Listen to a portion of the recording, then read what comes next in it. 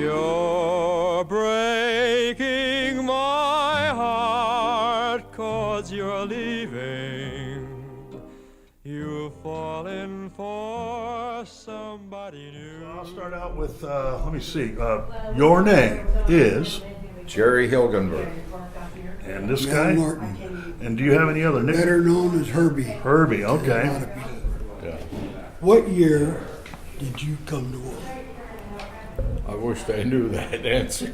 Thelma Jean Satoris, Annapolis. What was your first car? Do you remember your first car? A Chevy Coupe, I think it was. My uncle had in Coon Rapids, Iowa, and he drove it down here, and I bought it from him. I wasn't 16 until after I graduated. Tom Toomey and I bought a 1926 Chevy from my brother Willie. And we used to drive that around town, and neither one of us had a license. Wooden posts up the side. And, I remember that. Did you ever have a car during high school? Car? No. No car? How'd you get around? Walk. Did you have a girlfriend in high school? You shouldn't ask that question. No, I'll tell you what about our class. We were all friends. We were a very close class. Yes, we dated. I dated a lot of the girls, just because we were close friends and good buddies and everything. How about you, Herbie? Did you have any girlfriends in high school? Claredell and I dated all through high school. Boyfriend that was a favorite or I anything? probably had several. Oh, there he is. A favorite teacher? Satterthwaite was my favorite teacher Your favorite teacher? in high school. In high school, yeah. Yeah, that was Cliff, Yep, wasn't it? right there. Yeah, Roger Colson, but he was extremely close, and Betty Sunderland, and they eventually got married. The year the girls went to state, we were playing in the sub-state. Yeah. And I still will never forget a layup I missed in that game. You never remember the ones you make. No, I don't, but I can remember I broke free and I went in for a layup, and I don't know how I blew that, but that's bothered me all my life. Jerry had one about when they first played football at Columbus Junction.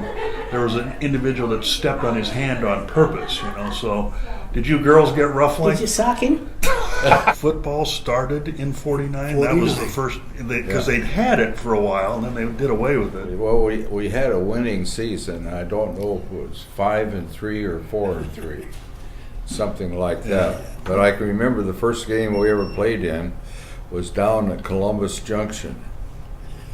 And I remember one time I was carrying the ball and got tackled, and I was laying down on the ground like this, and one of the Columbus Junction players came up and stepped on my hand, like that.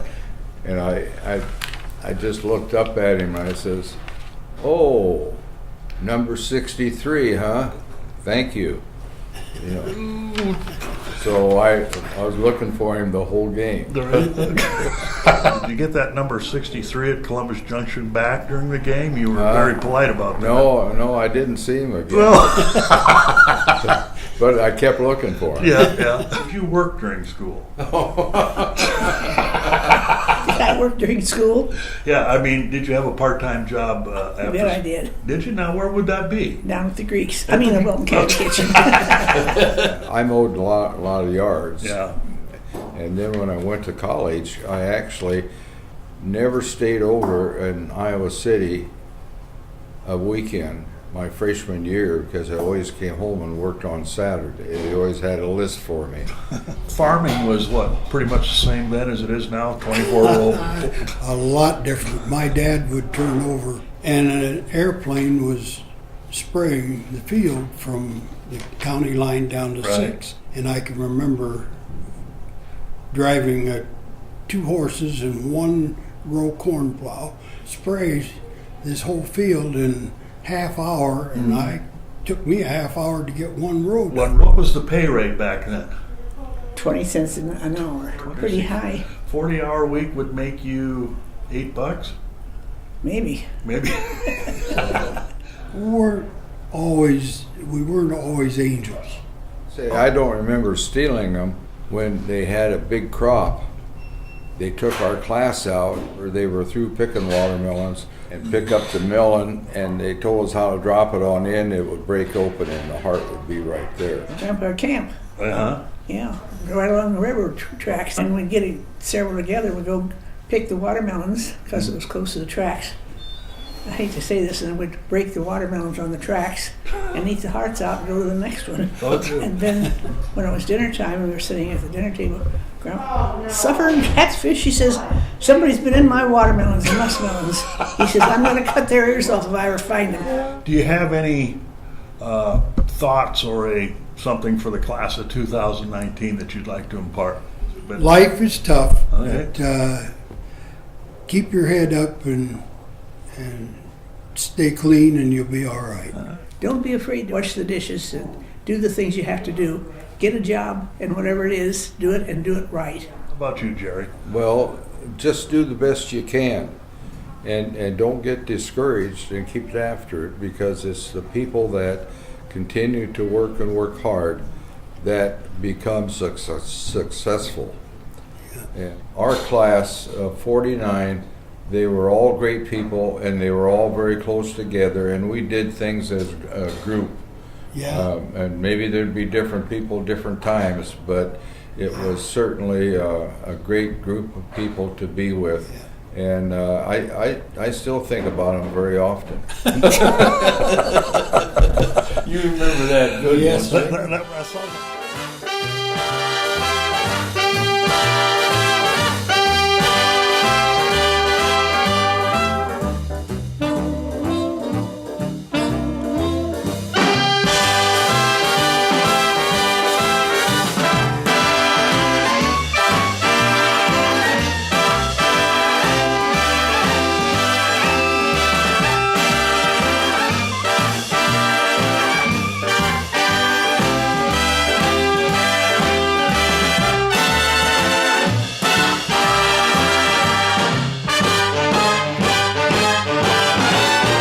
Now here's a dance you should know.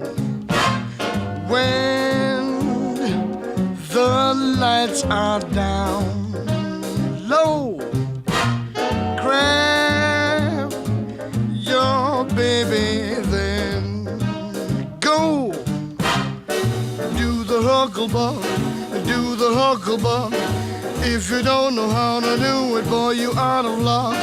Push your partner out, then you hunch your back. Start a little movement on your sacroiliac. Wiggle like a snake, waddle like a duck. That's the way you do it when you do that. Forever and ever, my heart will be true. Sweetheart, forever, I'll wait for you. We both made a promise that we'd never part. Let's seal it with a kiss forever, my sweetheart. Let bygones be bygones forever.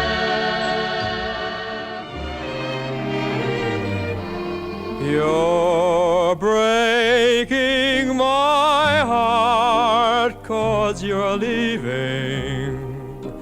You've fallen for somebody new. It isn't too easy believing you would leave after all we've been through. It's breaking my heart to remember the dreams we depended upon. You're leaving a slow dying ember. I'll miss you.